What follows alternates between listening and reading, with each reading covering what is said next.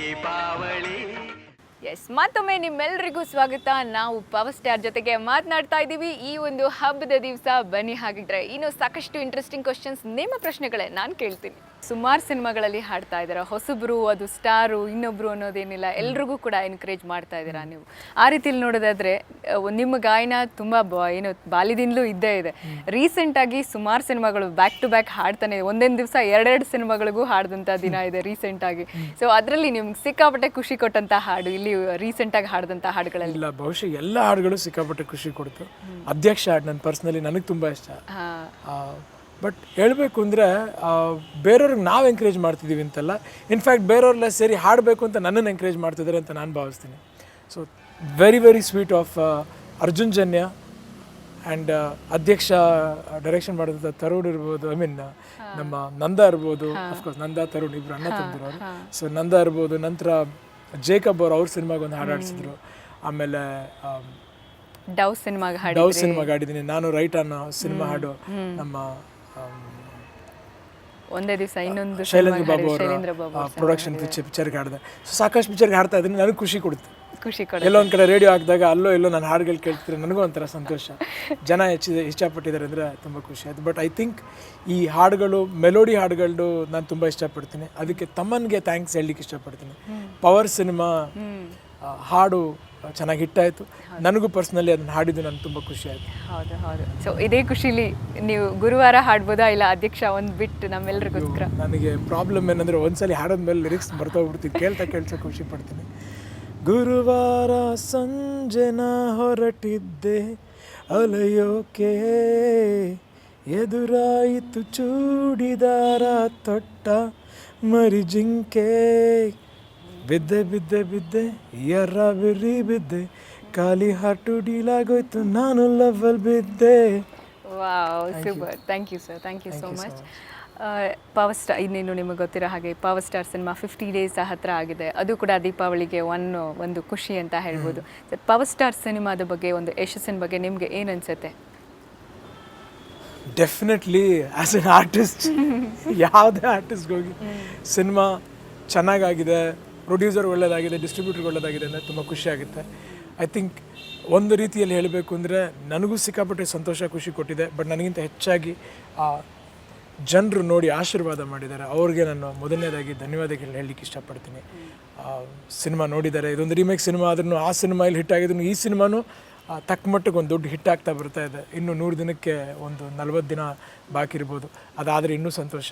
But ಈಗಿಗೂ cinema ಒಳ್ಳೆ success ಆಗಿದೆ, ಒಳ್ಳೆ ರೀತಿಯಲ್ಲಿ ಕಲೆಕ್ಟ್ ಮಾಡಿದೆ, ತುಂಬ ಖುಷಿಯಾಗುತ್ತೆ. ಸೊ ಐ ಥ್ಯಾಂಕ್ ಪರ್ಸ್ನಲಿ ನಮ್ಮ ಮಾದೇಶ್ ಪ್ರೊಡ್ಯೂಸರು ಮತ್ತು ನನ್ನ ಜೊತೆ ಆ್ಯಕ್ಟ್ ಮಾಡಿರೋಂಥ ಪ್ರತಿಯೊಬ್ಬ ಕಲಾವಿದರಿಗೂ, ಎಲ್ಲದಕ್ಕಿಂತ ಹೆಚ್ಚಾಗಿ ಅಭಿಮಾನಿ ದೇವರುಗಳಿಗೆ. Yes sir. ಓಕೆ, ಇನ್ನು ನೆಕ್ಸ್ಟ್ ನಿಮ್ಮ ಅಪ್ಕಮಿಂಗ್ ಸಿನಿಮಾ ಅಂತ ವೆಯ್ಟ್ ಮಾಡೋದಾದರೆ, ಒಂದು ನೀವು ಈಗಾಗಲೇ ಒಂದು ಎಕ್ಸ್ಪೆರಿಮೆಂಟಲ್ ಸಿನಿಮಾ ಅಂತ ಮಾಡ್ತಿರೋ ಮೈತ್ರಿ ಇದೆ. ಸೊ ಮೊದಲು ಮೈತ್ರಿ ಬರುತ್ತಾ, ರಣವಿಕ್ರಮ ಬರುತ್ತಾ? ಇಲ್ಲ, ಮೈತ್ರಿ ಬರುತ್ತೆ. ಮೈತ್ರಿ ಆಲ್ರೆಡಿ ಕಂಪ್ಲೀಟ್ ಆದಂಥ ಸಿನಿಮಾ. ಅಂದರೆ ಇದರಲ್ಲಿ ನಾನೊಂದು ಸ್ಪೆಷಲ್ ಎಪಿರಿಯನ್ಸ್. ಈ ಸಿನಿಮಾದಲ್ಲಿ ನಾನೊಬ್ಬ ಪುನೀತ್ ರಾಜ್ಕುಮಾರ್ ಆಗಿ ಬರ್ತೀನಿ.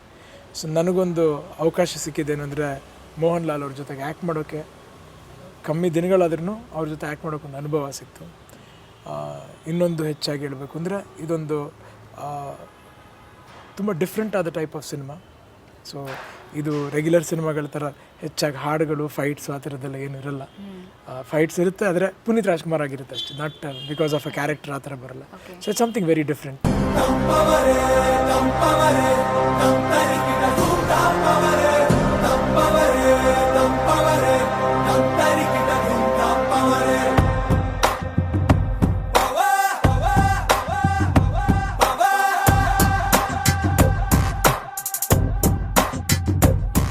ನೆಕ್ಸ್ಟ್ ಎಲ್ಲರೂ ಕೂಡ ರಣವಿಕ್ರಮನ ಮೇಲೆ ತುಂಬಾ ಭರವಸೆ ಇಟ್ಟು ಕಾಯ್ತಾ ಇದ್ದಾರೆ. ಒಂದೊಂದು ಸಿನಿಮಾದ ಸ್ಟಿಲ್ಲೂ ಕೂಡ ಒಂದೊಂದು ನ್ಯೂಸ್ ಮಾಡ್ತಾ ಇದೆ ಈಗಾಗಲೇ.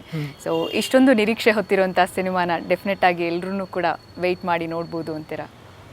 ಆ ನಿರೀಕ್ಷೆನ ಖಂಡಿತವಾಗ್ಲೂ ಈ ಸಿನಿಮಾ ಕಾಪಾಡುತ್ತೆ ಅಂತ ನನಗೆ ಅಂದ್ಕೊಂಡಿದ್ದೀವಿ. ಯಾಕಂದರೆ ಎಲ್ಲರೂ ನಮ್ಮ ಕೆಲಸನ, ಎಸ್ಪೆಷಲಿ ಪವನ್ ವಡಿಯಾರ್ ತುಂಬ ಇಂಟ್ರೆಸ್ಟ್ ಇಟ್ಟು ಸಿನಿಮಾ ಮಾಡ್ತಾ ಇದ್ದಾರೆ. ಪ್ರೊಡ್ಯೂಸರ್ ಜಯಣ್ಣ ಇರ್ಬೋದು, ಆ ಸಿನಿಮಾಗೆ ಏನು ಬೇಕು ಯಾವುದಕ್ಕೂ ಕಾಂಪ್ರಮೈಸ್ ಆದೇ ಮಾಡ್ತಾ ಇದ್ದಾರೆ. ಈ ಸಿನಿಮಾದ ಕ್ಯಾಮ್ರಾಮ್ಯಾನ್ ಆದ ವೈದ್ಯವ್ರು ಇರ್ಬೋದು, ಪ್ರತಿಯೊಬ್ಬರು, ಇನ್ಫ್ಯಾಕ್ಟ್ ಟೆಕ್ನಿಷಿಯನ್ಸ್ ಬಗ್ಗೆ ಹೇಳಬೇಕು ಅಂದರೆ ಎಲ್ಲರೂ ತುಂಬ ಇಂಟ್ರೆಸ್ಟ್ ಇಟ್ಟು ಸಿನಿಮಾ ಮಾಡ್ತಾ ಇದ್ದಾರೆ. ಐ ಹೋಪ್ ನಾವು ಮಾಡೋ ಕೆಲಸಕ್ಕೆ ಅದೇ ಥರ ಪ್ರತಿಫಲ ಸಿಗುತ್ತೆ ಅಂತ ಒಂದು ಭರವಸೆಯಲ್ಲಿ ಮಾಡ್ತಾ ಇದ್ದೀವಿ. ಐ ಆಮ್ ಶೋರ್ ಜನಕ್ಕೆ ಇಷ್ಟ ಆಗುತ್ತೆ ಪಿಕ್ಚರ್. Yes sir. ನೀವು ಇದರಲ್ಲಿ ನೋಡೋದಾದರೆ ಫೋಟೋಶೂಟಿಂದನೂ ಕೂಡ ತುಂಬಾ ಚೆನ್ನಾಗಿ ತೆಗೆದ್ರು. ಆ ಫೋಟೋಶೂಟ್ ಬಗ್ಗೆ, ಮೇಕಿಂಗ್ ಬಗ್ಗೆ ಏನು ಹೇಳ್ತೀರಾ? ಇಲ್ಲಿವರೆಗೂ ಶೂಟ್ ಆಗಿರೋದ್ರ ಬಗ್ಗೆ. ನಾವು ಈಗವರೆಗೂ ಸಿನಿಮಾದಲ್ಲಿ ಕೆಲಸ ಮಾಡ್ತಾ ಇದ್ದೀವಿ. ಇನ್ನೂ ಒಂದು 30-40% ಬಾಕಿ ಇದೆ ಸಿನಿಮಾದಲ್ಲಿ. ಇಟ್ ಈಸ್ ಗೋಯಿಂಗ್ ವೆಲ್, ಎಲ್ಲರೂ ಚೆನ್ನಾಗಿ ವರ್ಕ್ ಮಾಡ್ತಾ ಇದ್ದಾರೆ. ಓಕೆ, ಖಾಕಿ ಹಾಕಿದ್ರ ಬಗ್ಗೆ ನೀವು ಮತ್ತೆ ಏನು ಒಂದು ಪೊಲೀಸ್ ಗೆಟಪಲ್ಲಿ ಕಾಣಿಸ್ಕೊಂಡಿದ್ರ ಬಗ್ಗೆ ಏನು ಹೇಳ್ತೀರಾ? ಇದೊಂದು ಕ್ಯಾರೆಕ್ಟರ್. ಪ್ರತಿಯೊಂದು ಸಿನಿಮಾದಲ್ಲಿ ಕಾಕಿ ಹಾಕಿರ್ತೀವಿ. ಈಗ ಮುಂದಿನ ಸಿನಿಮಾದಲ್ಲಿ ರೌಡಿ ಥರ ಬರ್ಬೋದು, ಹೇಳೋಕ್ಕಾಗಲ್ಲ. ನಾವು ನಟರು ನೋಡಿ, ಸಿನಿಮಾ ನಟರು, ಅದರಿಂದ ಡಾಕ್ಟ್ರು, ಪಾಲಿಟಿಷಿಯನ್ನು. ಇದರಲ್ಲಿ ಡಬಲ್ ಅಂದರೆ ಬೇರೆ 2 ಶೇಡ್ ಇರುವಂಥ ಪಾತ್ರ ಇದೆ, ಒಂದು ಪುನರ್ಜನ್ಮದ್ದು, ಒಂದು ಇಲ್ಲ, ಅದಿನ್ನು ಆ ಥರ ಬರಲ್ಲ. ಬಟ್ ಇದರಲ್ಲಿ ಬೇಸಿಕ್ಲಿ ನಾನೊಬ್ಬ police. Oh okay, police. But ಇನ್ನೊಂದು ಗೆಟಪಲ್ಲಿ ನಾವು ನೋಡಿದ್ದೀವಿ ನಿಮಗೆ. ಅದು ಏನಕ್ಕಾದರೂ ಅನ್ಕೊಳ್ಳಿ, ಅದು ಸಿನಿಮಾ ಬಂದಮೇಲೆ ಗೊತ್ತಾಗುತ್ತೆ.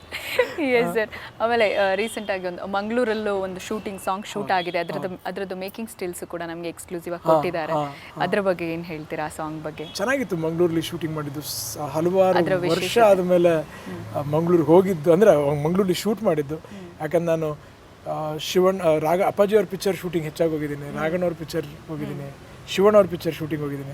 ಆದರೆ ನನ್ನ ಪಿಕ್ಚರ್ ಯಾವತ್ತೂ ಮಾಡಿರಲಿಲ್ಲ ಮಂಗಳೂರಲ್ಲಿ. ಇದೇ ಮೊದಲನೇ ಸಲ ಮಂಗಳೂರಲ್ಲಿ. ಇಲ್ಲಿವರೆಗೂ ಮಾಡಿರಲಿಲ್ಲ? ಇಲ್ಲ, ನಾನು ಅಲ್ಲೇ ಮಂಗಳೂರಲ್ಲಿ ಶೂಟ್ ಮಾಡಿರಲಿಲ್ಲ. ಸೊ ಇದೇ ನನ್ನ ಮೊದಲನೇ ಸಿನಿಮಾ. ನನಗಲ್ಲಿ ಸಿಕ್ಕಾಪಟ್ಟೆ ಸ್ನೇಹಿತರಿದ್ದಾರೆ. ಓಕೆ. ತುಂಬ ಒಳ್ಳೆ ಊರು, ತುಂಬ ಒಳ್ಳೆ ಜನ, ಫಸ್ಟ್ ಕ್ಲಾಸ್ ಫುಡ್ ಸಿಗುತ್ತೆ. ಉಡುಪಿ ಹೋಟ್ಲು ಅಂತ ಬಂದರೆ ನನಗೆ ಸಿಕ್ಕಾಪಟ್ಟೆ ಊಟದಲ್ಲಿ ಯಾವುದು ಇಷ್ಟ ಇಲ್ಲ ಅಂತಿಲ್ಲ, ತುಂಬ ಇಷ್ಟಪಡ್ತೀನಿ. ಎಸ್ಪೆಷಲಿ ಮಂಗಳೂರಲ್ಲಿ ನನಗೆ ಮೀನು ಊಟ ಅಂದರೆ ತುಂಬ ಇಷ್ಟ. ಅವರ ಹಾಸ್ಪಿಟಾಲಿಟಿ ಅನ್ನೋದೇನಿದೆ ತುಂಬ ಚೆನ್ನಾಗಿರುತ್ತೆ ಅಲ್ಲಿ. ನನ್ನ ಸ್ನೇಹಿತರು ಕೂಡ ನನಗೆ ಸಾಕಷ್ಟು ಜನ ಇದ್ದಾರೆ, ಸಾಕಷ್ಟು ಅಭಿಮಾನಿಗಳು ಕೂಡ ಇದ್ದಾರೆ. ಸೊ ಮಂಗಳೂರು ವೆರಿ ನೈಸ್, ಸಿಕ್ಕಾಪಟ್ಟೆ ಒಳ್ಳೆ ಜನ. ರಣವಿಕ್ರಮ ಸಿನಿಮಾದಲ್ಲಿ ಒಂದು ಇದು ಏನು ಮೆಟ್ರೋದಲ್ಲಿ ಶೂಟ್ ಮಾಡುವಂಥ ಒಂದು ಸೀಕ್ವೆನ್ಸ್ ಇದೆ, ತುಂಬಾ ಸುದ್ದಿ ಆಯಿತು ಕೂಡ. ಫಸ್ಟ್ ಟೈಮ್ ಕನ್ನಡದ ಒಂದು ಸಿನಿಮಾ ಶೂಟ್ ಆಯಿತು ಅಂತ. ಆ ಒಂದು ಸೀಕ್ವೆನ್ಸ್ ಬಗ್ಗೆ ಏನಾದ್ರು ಹೇಳ್ಬೋದು? ಏನಿಲ್ಲ, ಅಲ್ಲಿ ಜನಲಾಗಿ ಪರ್ಮಿಷನ್ ತೊಗೊಂಡ್ರು ಶೂಟ್ ಮಾಡಿದ್ರೆ ಅಷ್ಟೇ.